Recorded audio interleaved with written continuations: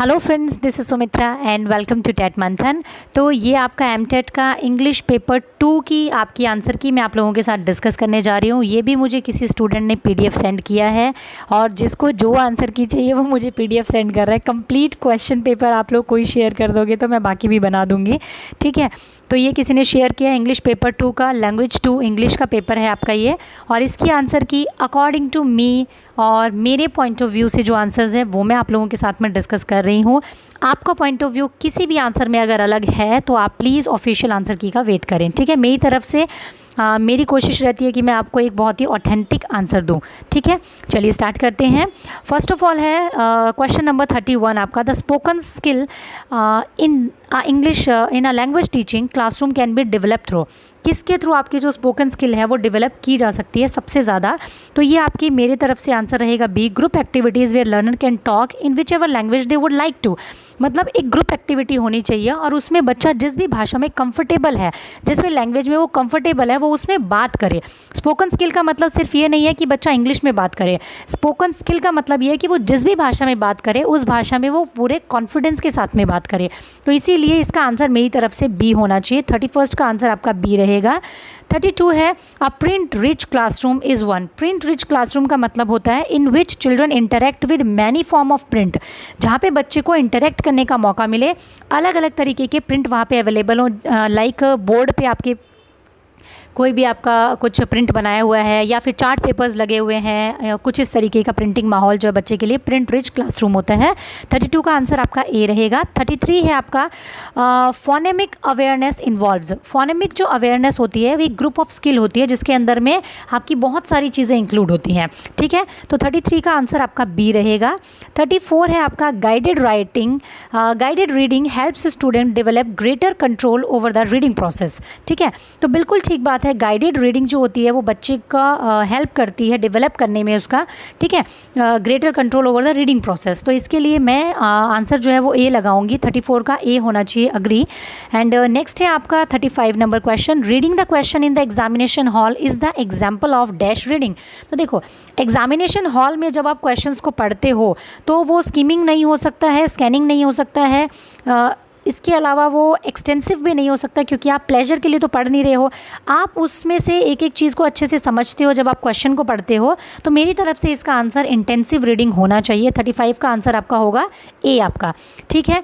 Number 36 number question आपका, schema can be best describe as. Schema जो है वो बेस्ट कौन सी स्टेटमेंट से डिस्क्राइब हो सकता है? तो the way of organizing concept of knowledge about the world. जिस तरीके से आप वर्ल्ड जो है आपके आसपास का उसका जो एक कॉन्सेप्ट अपने दिमाग में ऑर्गेनाइज करते हैं अपने नॉलेज का। उसके अलावा which then affect how we adopt new knowledge to accommodate new experiences automatically, ठीक है। तो ए आपका आंसर रहेगा। 36 का ए आपका। 37 नंबर क्वेश्चन है आपका, reading takes place inside and outside the classroom and beyond the curriculum. तो बात एकदम ठीक है कि रीडिंग जो है वो क्लासरूम के अंदर भी हो सकती है, बाहर भी हो सकती है और बियॉन्ड द करिकुलम भी रीडिंग हो सकती है। तो बिल्कुल ठीक बात है। तो इसका आंसर आपका ए रहेगा। 37 का आंसर ए रहेगा। 30 number question, some statement given below are true in relation to the process of writing, choose the correct point that follows, ठीक है। तो इसमें मैं आपका ज़्यादा टाइम वेस्ट ना करते हुए सीधा मैं आंसर पे आती हूँ। इसका आंसर रहेगा आपका बी, यानी कि 4th स्टेटमेंट आपका सही है। एक तो कि writing process has a definite structure. इसके अलावा 5th नंबर सही है, writing process aim at achieving more than just developing writing, ठीक है। इसके अलावा 6th number, giving feedback is a crucial feature in writing process. और आपका एक 7th नंबर, ठीक है, 6th और 7th number, writing process in approach to writing. तो ये आपका मेरी तरफ से इसका आंसर बी होना चाहिए। 38 का आपका, ठीक है। नेक्स्ट देखते हैं 39 number question, why is it important to have a voice in writing. किसी भी राइटिंग में एक वॉइस का होना ज़रूरी क्यों है? क्योंकि a strong voice help make every word count, ठीक है। जब एक स्ट्रॉन्ग वॉइस होती है तो वो हर एक वर्ड को काउंट करती है। 39 का आपका आंसर रहेगा D, a strong voice help make every word count. 39 का डी रहेगा। 40th नंबर क्वेश्चन है आपका, the true relationship between reading and writing is. Reading और राइटिंग के बीच में एक ट्रू रिलेशनशिप क्या है कि ये दोनों ही आपस में क्या है, इंटरवोवन है, यानी कि एक दूसरे से बिल्कुल संबंधित है आपकी रीडिंग और राइटिंग जो है, ठीक है। ये वाला का ऑप्शन क्यों नहीं होगा? क्योंकि if a child succeed at one they will always succeed in better. बिल्कुल भी ऐसा ज़रूरी नहीं है कि एक बच्चा अगर रीडिंग में बहुत अच्छा है तो उसकी राइटिंग बहुत अच्छी होगी, ठीक है, ज़रूरी नहीं है। इनको सेपरेटली पढ़ाया जाता है, ये भी बिल्कुल रॉन्ग आंसर है।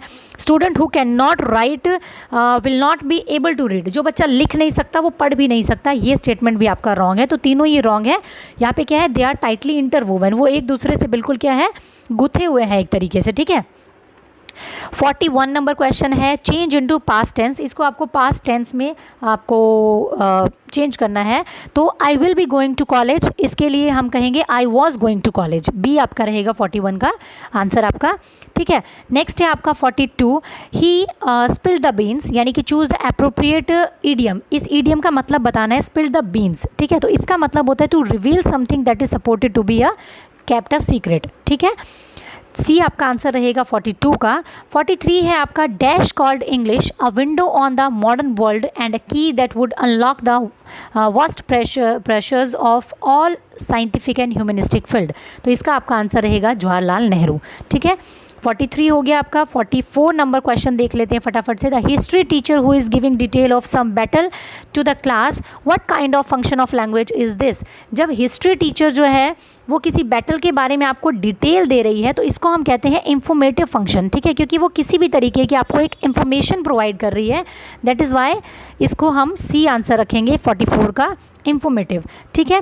Story telling, role plays, singing are type of activities, ठीक है। ये सब किसकी टाइप है, आपके एक्टिविटीज़ के टाइप है। 45 का आपका बी रहेगा answer. Just wait. When a child is asked to recite a poem, it can help the teacher to assess his. जब एक बच्चे को पोएम रिसाइट करने के लिए कहा जाता है तो आप किस चीज़ को देखते हैं, comprehension, knowledge of literature, proficiency of speaking, या फिर एक्टिंग टैलेंट, या फिर कॉम्प्रीहेंशन। तो ask to recite a poem it can be help to teacher assess. Proficiency of speaking भी हम इसको बोल सकते हैं, but according to me D answer होना चाहिए कि उसका कॉम्प्रीहेंशन पता चलेगा हमें कि वो कितना समझता है उस चीज़ को। 46 का आपका डी होना चाहिए।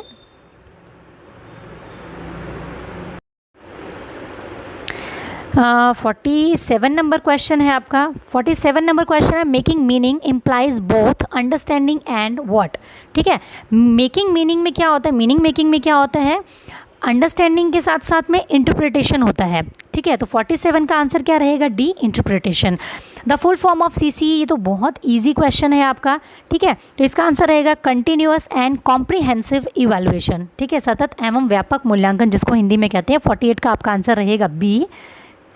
नेक्स्ट है आपका 49 नंबर। 49 है constructivist view of teaching and learning focus on, ठीक है। 49 नंबर क्वेश्चन का आंसर आपका रहेगा, इसका आंसर फ़िलहाल आप ये मान करके चलिए, बट आप इस पर स्टार लगा के रखिए। इसका हम ऑफिशियल आंसर की में देखेंगे कि क्या आंसर दिया जा रहा है, क्योंकि एग्जैक्टली इसका जो आंसर है वो मैं फ़िलहाल इसमें श्योर नहीं हूँ एकदम 49 का, ठीक है। 50th पे चलते हैं। Student who takes an examination is called, ठीक है। इसका क्या रहेगा आपका, candidate. A student who takes an examination is called candidate. 50th का आपका आंसर रहेगा B. A test is a form of, test जो है वो किस चीज़ का फॉर्म है ये आपसे पूछा गया है, तो असेसमेंट का फॉर्म है आपका, ठीक है। 51 का आपका आंसर क्या रहेगा, सी रहेगा। 52 क्या है आपका, a portfolio in education is a compilation of academic work and other form of evidence put together for the purpose of, ठीक है। तो इसका आपका आंसर रहेगा B, evaluating course work quality progress and academic achievement, ठीक है। 52 का आपका आंसर क्या रहेगा, बी रहने वाला है। 53 है आपका reflective journal is. Reflective journal जो है इसमें भी मुझे 2 का थोड़ा सा वो है, ए हो सकता है और सी भी हो सकता है इसका आंसर, बट फिलहाल के लिए इसका आंसर अगर आपका ए है तो आप उसको ठीक मान के चलिए। तो इन 2 क्वेश्चंस में, एक वो लास्ट वाला क्वेश्चन और एक ये वाला क्वेश्चन में हम स्टार लगाएंगे, ठीक है। 53 का आपका आंसर फिलहाल मैं इसको ए करके चल रही हूँ। 54 नंबर क्वेश्चन है student profiles may be use to assess children's individual level of learning in a progressive manner, ठीक है। स्टूडेंट का जो प्रोफाइल होता है वो आपका डी रहेगा आंसर। 54 का आंसर क्या रहेगा आपका, डी रहने वाला है। अब ये आपका आ गया पैसेज। इस पैसेज में से आपको आंसर जो है, पैसेज आप पढ़ लेना आराम से, मैं सिर्फ आपको आंसर बता करके चल रही हूँ, फिलहाल आप मैच कर लीजिए। What is a taco, taco के बारे में बात हो रही है कि टैको जो है वो क्या है, तो एक ट्रेडिशनल मैक्सिकन डिश है आपकी, जो कि पैसेज में मेंशन की हुई है, ठीक है, कि वो एक ट्रेडिशनल मैक्सिकन डिश है। A taco can be made with, made with किस तरीके से बनाई जाती है, तो ये पैसेज में से एज इट इज़ लाइन उठाई हुई है, ये देखिए आपकी, a taco can be made with a variety of fillings, ठीक है। और मैंने आपका पैसेज का एक वीडियो अभी करवाया था, उसमें मैंने यही ट्रिक्स आपको बताई थी कि किस तरीके से पैसेज से आपके क्वेश्चन को निकालना होता है। 56 का क्या रहेगा, डी रहेगा आपका, ठीक है। Taco are often garnished with, taco जो है वो किस से गार्निश किया जाता है, ठीक है। तो इसका आंसर क्या रहेगा, वेरियस कॉन्डिमेंट्स, ठीक है। डी आंसर रहेगा इसका 57 का आपका। ये भी पैसेज में आपका गिवन है ऑलरेडी, देखिए, they are often garnished with various condiments, ठीक है। चलिए नेक्स्ट देखते हैं, taco are often garnished with, ये हो गया आपका 57 नंबर क्वेश्चन, डी हो गया। 58 नंबर क्वेश्चन देखते हैं। 58 में क्या है, mother tongue influence can be effectively minimised in the classroom, mother tongue का जो इन्फ्लुएंस है वो क्लास में मिनिमाइज करना, ये क्वेश्चन आपका सीटेट में भी पूछा गया था, ठीक है। और सीटेट की ऑफिशियल आंसर की मैं इसका आंसर डी दिया था, giving input from the target language in a simple graded manner, मतलब कि बच्चे को क्या है, मदर टंग को आपको अगर उसका इन्फ्लुएंस कम करना है तो आपको जो टारगेट लैंग्वेज है, यानी अगर आप उसको इंग्लिश सिखाना चाह रहे हैं तो आप सिंपल ग्रेडेड मैनर में उसको छोटे छोटे इनपुट्स देंगे, जैसे कि आप बच्चे को बोलेंगे कि आप क्लास में आने के लिए मे आई कम इन यूज़ करो, ठीक है, गुड मॉर्निंग मैम, या फिर गुड इवनिंग मैम, या फिर हाउ आर यू मैम, इस तरीके के वर्ड्स जो है सिंपल ग्रेडेड मैनर में आप उसको टारगेट लैंग्वेज में यूज़ करना सिखाएंगे, तो उसका मदर टंग का इन्फ्लुएंस जो है वो कम हो जाएगा, क्योंकि बाकी नहीं हो सकता। देखो यहाँ क्या बोला है, note using the mother tongue more often, उन्होंने बोला मदर टंग को यूज़ ही नहीं करने देना है, तो क्या होगा, ये हम मल्टीलिंगुअलिज्म को कहीं ना कहीं करेंगे, उसको ख़राब करेंगे। Giving example from the mother tongue, अब मदर टंग से एग्जाम्पल देंगे तो उसको मिनिमाइज कैसे करेंगे हम, giving a lot of exposure in the target language, की बहुत ज़्यादा एक्सपोजर दिया जाए उसको टारगेट लैंग्वेज में बोलने का, ठीक है। ये भी आंसर हो सकता है, बट मैं अकॉर्डिंग टू सीटेट के बता रही हूँ आपको, सीटेट ने ऑफिशियल आंसर की में भी इसका आंसर डी दिया था, ठीक है। 58 का आपका आंसर डी रहेगा। अब देखते हैं कि एमटेट इसका आंसर क्या देता है। 59 क्या है आपका, the primary aim of NCF 2005 is to improve, primary aim क्या है आपका, मल्टीलिंगुअलिज्म को बढ़ावा देना है, प्राइमरी एम जो है आपका NCF 2005 का, ठीक है। नेक्स्ट है आपका question number 60, our view of physical environment में बी कंडीशनड बाय, तो condition by our surrounding, 60th का आपका आंसर रहेगा A. And again I am saying कि ये मेरा पॉइंट ऑफ व्यू है इन आंसर्स को लेकर के, अगर आपका किसी भी क्वेश्चन को लेकर के एक डिफरेंट पॉइंट ऑफ व्यू है तो मैं आपको सजेस्ट करूँगी कि आप ऑफिशियल आंसर की का वेट करें, ठीक है। Thank you, keep learning, keep supporting and keep sharing.